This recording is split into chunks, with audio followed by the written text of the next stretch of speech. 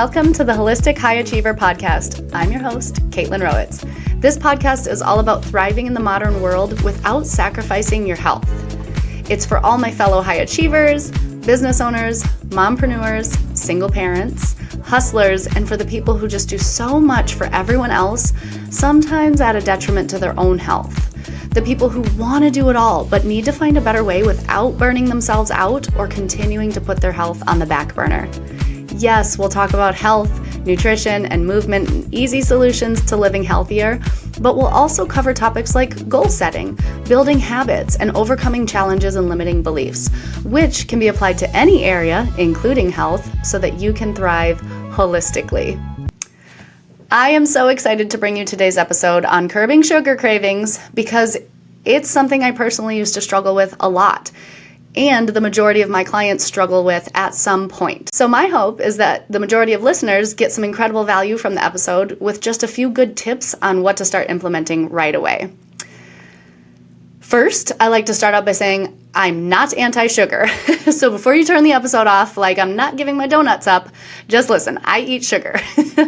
Some of my favorite sweets are cinnamon rolls and Rice Krispie treats. Literally right before recording this episode, I was talking about how I love pie. So I am with you. Also, side note on Rice Krispie treats, I will only eat homemade ones. Those things that come in a blue wrapper are just garbage. PSA. I eat what I want when I want. I don't deprive myself. But I also don't get sugar cravings like I used to, or when I did when I was pregnant, like it's an addiction and you just can't stop thinking about it until you have it, you know? Now I just indulge myself guilt-free when I want. And I have to share this because it's actually super cute, because the first time my son ever had cake was at his birthday party. And then following that, all of his friends' birthday parties. So now anytime we have a cupcake or anything that like resembles it, even a donut or a cinnamon roll something, he just starts singing, "Happy birthday to Uncle Sean." So sugar can have special places in our lives. I don't believe in restriction or deprivation. However, I do have some strategies that are going to help you avoid overindulging so that when you do have sweet treats, it's a conscious choice rather than a lack of willpower. In turn, you can stay on course with your health goals is kind of the ultimate goal here. So today, I just want to share a few strategies with you. The more sugar you eat, the more you're going to crave it. So the theme of all the strategies I'm going to share with you is that they focus on what to do, not what not to do. When we think about what we're trying to avoid or what we're trying to eliminate, by default, you're actually bringing even more attention to it, which is the entire reason why willpower doesn't work. Because if you keep saying, "Oh, don't eat the donut Lindsay brought into the break room. Don't eat the donut. Don't eat the donuts." What are you thinking about? Donuts. So it's so much harder not to have them when you can't stop thinking about them. Also, fuck you, Lindsay, for bringing donuts. It's just like if you tell yourself, like, don't think about a picture of an elephant. Did you just picture an elephant? Or if I say, okay, think about any color except the color blue. Did you think of blue? You might have been like, no, not blue, pink, red, purple, but you thought about blue. So the goal for today is to get you thinking about other colors, to put the direct focus on something other than blue. In other words, sugar. And these other colors, these other tips, don't just take the focus off to make it easier initially, but they help wash out blue completely so that you can eliminate sugar cravings in the first place. Because let's be completely honest, it is a lot easier to eat sugar, to not eat sugar, if you don't crave it in the first place. So let's dive right into some of the strategies. Number one is to check your beverages. It sounds crazy, but sometimes sweet cravings are just a sign of dehydration. So if you pound a glass of water, set a timer, tell Siri to set a timer for 5 to 10 minutes, see if you still have the craving after that. This is like the magic trick that works for so many people. Also, many drinks, even if they're marketed as healthy, actually sometimes, especially the ones that are marketed as healthy, unfortunately, like electrolyte drinks and things, are just filled with sugar. They're basically liquid candy bars. So really pay attention to what you're drinking. And it's not like you can't have those things, like I said, but being conscious of what is actually in them and what you're consuming. Try defaulting to making sure you get a foundation of having enough water first. So many things are dependent on person, but the one I like to follow, at least to give you like a rough starting point if you just have no idea where to start, take your body weight and divide it in half, and that's how many ounces of water you should probably be getting per day. Of course, it fluctuates depending on, how much you're exercising, how hot it is, how much you're sweating, blah, blah, blah. Start with that and then go from there. So tip number 2 is to satisfy your sweet tooth with sweet veggies and fruits and spices. Your tongue has sweet taste buds, and they want to taste sweet things. They want to be satisfied. So don't have to hold out on them. You can add naturally sweet foods and spices to your diet. Things like sweet potatoes and squash and carrots and beets and berries and figs and apples and cinnamon and nutmeg and cloves. Like, the list goes on and on. Just sometimes getting creative there. And it's not, again, with the theme of last episode, you don't need 57 good ideas. Sometimes you just need 1 or 2 ones that work. So think about what you like that's a more naturally occurring food. I'll throw out one of my favorite ones because it's super easy, is cooking a sweet potato and just eating it with a little bit of cinnamon and some coconut oil. It's sweet, it's delicious, it has a lot of fiber, it's so good for you, filled with nutrients, and it curbs those sweet cravings. Tip number 3, sleep. I talked about the importance of this in one of the very first episodes. The hard part is, for many of us, it's easier said than done. But if you're constantly tired, your body looks for energy, usually in the form of sugar or caffeine.